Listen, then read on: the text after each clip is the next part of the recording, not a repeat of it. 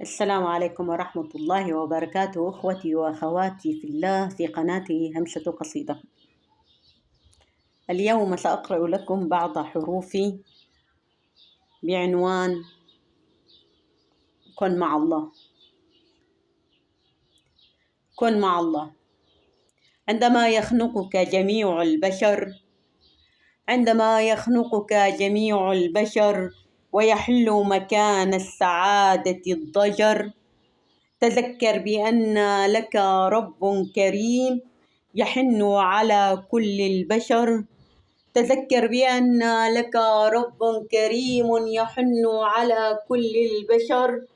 ارفع يديك صاغرا، ارفع يديك صاغرا تجد همك انحسر، واجعل الدعاء طريقا، واجعل الدعاء طريقا، فبرحمة منه تنل.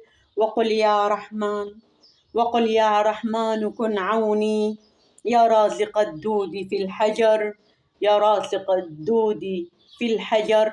والسلام عليكم ورحمة الله وبركاته، أخوتي وأخواتي في الله. أسأل الله العظيم رب العرش العظيم أن يشفي كل مريض، وأن يؤتي كل ذي سؤل سؤله، وأن يجعلنا وإياكم ممن رضي عنهم في الدنيا والآخرة، اللهم آمين. السلام عليكم ورحمة الله وبركاته.